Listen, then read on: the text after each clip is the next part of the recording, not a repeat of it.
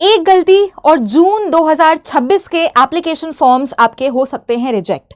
आज इस वीडियो में मैं बात करने वाली हूं कि आपके एप्लीकेशन फॉर्म्स तो आउट हो गए हैं आज से, यानी कि 29 अप्रैल से 20 मई तक। लेकिन एप्लीकेशन फॉर्म भरने से पहले एक बार ये वीडियो को जरूर देख लेना, क्योंकि अगर इनमें से एक भी डॉक्यूमेंट आपका गलत हो गया या फिर वो मिसिंग रहा तो आपका एप्लीकेशन सीधे सीधे रिजेक्ट हो सकता है, आप डिस्क्वालीफाई हो सकते हो। तो ऑफिशियल नोटिफिकेशन मैंने जो ऑफिशियल पीडीएफ है आपकी जून 2026 की यहां पे खोल ली है, और अब मैं आपको यहां पे बता देती हूं कि कौन से इंपॉर्टेंट डॉक्यूमेंट्स हैं जो आपके सबसे ज्यादा रिक्वायर्ड हैं। अगर आपको और भी कहीं पे डाउट आ रहा हो एलिजिबिलिटी वगैरह के, तो ये ऑफिशियल पीडीएफ है आपकी, जो आप डाउनलोड कर सकते हो आपकी एनटीए यूजीसी की ऑफिशियल वेबसाइट से। तो हम चलते हैं फटाफट से अपने डॉक्यूमेंट्स वाले पेज पे, जिसमें आपको पता लग जाएगा कि एग्जैक्टली कौन से डॉक्यूमेंट्स का हमको ख्याल रखना है। तो आ जाते हैं हम 26 पेज नंबर पे, 26 पेज नंबर पे, और ये हैं सारे डॉक्यूमेंट्स जो आप लोगों के पास होने चाहिए।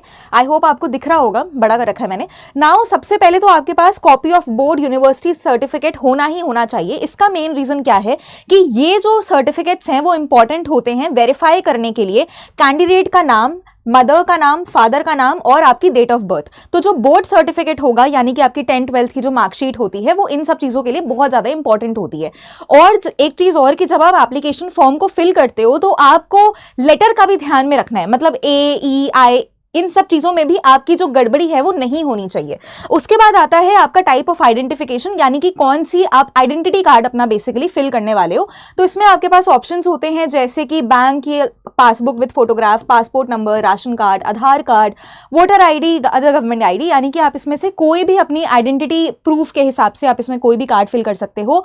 लेकिन हमारी हमेशा प्रेफरेंस होती है कि आप आधार कार्ड को ही फिल करो, क्योंकि मान के चलिए आपने यहाँ पे पासपोर्ट नंबर फिल कर दिया, बट एक वो डॉक्यूमेंट ऐसा होगा जिसमें वो फिल जरूर करवाएंगे आपकी आधार कार्ड की डिटेल्स। तो to be at a safer side हम आपको एडवाइस करेंगे कि आप आधार कार्ड को भी यहाँ पे आइडेंटिटी प्रूफ के लिए फिल करिएगा। फिर आपके पास क्वालिफाइंग डिग्री सर्टिफिकेट और लास्ट सेमेस्टर की मार्कशीट होनी चाहिए। कहने का ये मतलब है कि जो आपके एग्जामिनेशन फॉर्म्स हैं, एनटीए यूजीसी नेट का पेपर ऑब्वियसली 3rd सेमेस्टर का बच्चा दे सकता है या तो 4th सेमेस्टर का बच्चा दे सकता है, यानी कि आप फर्स्ट ईयर में, फर्स्ट और सेकंड सेमेस्टर में नहीं दे सकते हो। अगर आप अपीयरिंग में हो तो 3rd और 4th सेमेस्टर के लिए आप एलिजिबल उस समय होते हो, तो आपके पास मार्कशीट होनी चाहिए, तब तो आप हो ही एलिजिबल, या फिर आपके पास डिग्री होनी चाहिए। अपीयरिंग में चलता है। ऑलराइट, तो ये डिग्री सर्टिफिकेट आपके पास होनी चाहिए। फिर आपके पास 2 एड्रेसेस होनी चाहिए, यानी कि आपका एक तो मेलिंग एड्रेस होता है, पत्रकार वाला जो एड्रेस होता है, और दूसरा आपके पास परमानेंट एड्रेस होता है, यानी कि आपका रेसिडेंशियल एड्रेस, बेसिकली जहां पे आप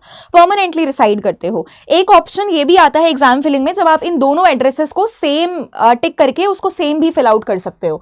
उसके बाद आपकी 4 cities of your centres of choice. अब ये बहुत ज्यादा इंपॉर्टेंट है कि कौन सी सिटी आप रेफर कर रहे हो, तो देयरफॉर हम ये भी एडवाइज करते हैं कि जितना जल्दी हो सके आप लोग एप्लीकेशन फॉर्म्स फिल कर दो, ताकि आपको अपनी प्रेफर्ड सिटी, डिजायर्ड सिटी जो है वो अलॉट हो जाए। तो 4 सिटी आप जो सेंटर्स हैं जिसमें ये एग्जामिनेशंस कंडक्ट होते हैं, वो आपको इसी पीडीएफ में अपेंडिक्स 3 में मिल जाता है, कौन सी सिटीज में एग्जामिनेशन कंडक्ट करवाया जाता है।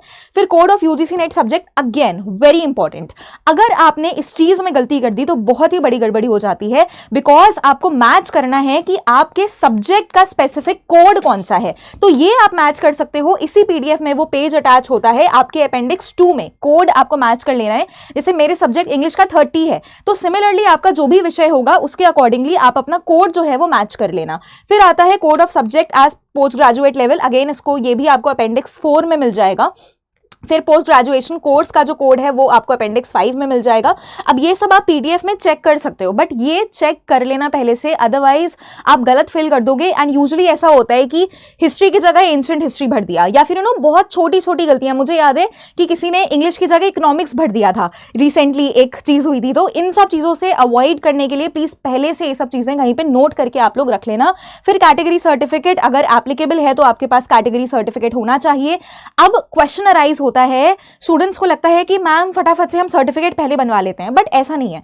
अभी जब आप एप्लीकेशन को फिल करते हो ना, तो आपसे वो एप्लीकेशन अपने सर्टिफिकेट की फोटो नहीं मांगते हैं, वो आपसे कैटेगरी सर्टिफिकेट की फोटो नहीं मांगेंगे। आपको कैटेगरी सर्टिफिकेट सबमिट तब करना होगा जब आप नेट क्वालिफाई करने के बाद, पीएचडी क्वालिफाई करने के बाद, यानी कि नेक्स्ट स्टेज, नेक्स्ट चरण पे पहुंचोगे अपने एप्लीकेशंस वगैरह, मतलब नेट सर्टिफिकेट को लेके, ठीक है, पीएचडी के एडमिशन के लिए जब आप जाओगे तो यहां पे आपको कैटेगरी सर्टिफिकेट फिल करना है, बेसिकली आपकी कैटेगरी कौन सी है, ठीक है। फिर आपके पास ईडब्ल्यूएस सर्टिफिकेट अगर एप्लीकेबल है तो उस अकॉर्डिंगली आपके पास होना चाहिए। फिर पीडब्ल्यूबीडी का सर्टिफिकेट।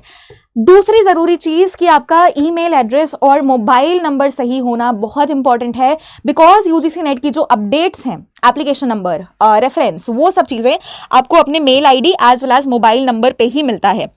तो प्लीज इसको 2 बार क्रॉस चेक कर लेना, ये बहुत ज्यादा इंपॉर्टेंट है। अब स्कैन्ड इमेजेस होनी चाहिए आपकी जेपीजी या फिर जेपीईजी फॉर्मेट ओनली में, ठीक है। जो स्कैन्ड इमेजेस यानी कि फोटोग्राफ सिग्नेचर वो आपसे मांगते हैं, तो इस फॉर्मेट में वो होना चाहिए। तो ये आपके सारे के सारे इंपॉर्टेंट डॉक्यूमेंट्स हैं जिनको आप प्लीज रेडी करके रख लेना।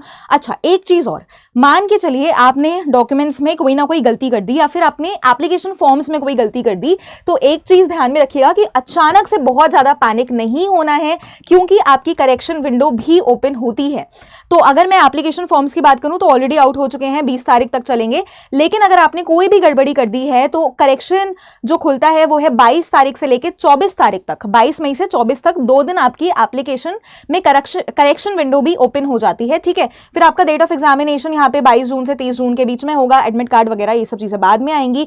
एप्लीकेशन फीस आपकी जनरल अनरिजर्व्ड के लिए 1150 है, जनरल ईडब्ल्यूएस ओबीसी के लिए 600 है, और SC ST PWD and third gender के लिए 325 रुपए है। तो ये आपकी एप्लीकेशन फीस है। और किसी भी और डाउट के लिए कि एलिजिबिलिटी क्या होनी चाहिए या फिर सब्जेक्ट कोड या फिर कोई भी अगर आपको एप्लीकेशन फॉर्म फिलअप करने से रिलेटेड कोई भी इशू आ रहा है तो प्लीज आप कमेंट सेक्शन में हमको बता देना जल्दी से जल्दी, ताकि रीसेंट वीडियो हम ला सकें और आपकी सारी की सारी क्वेरी सॉल्व कर सकें। तो इसी तरीके से चैनल पे बने रहो एंड किसी क्वेरीज के लिए आप लोग कमेंट सेक्शन हमेशा खुला हुआ है। And do subscribe UGC net RWA।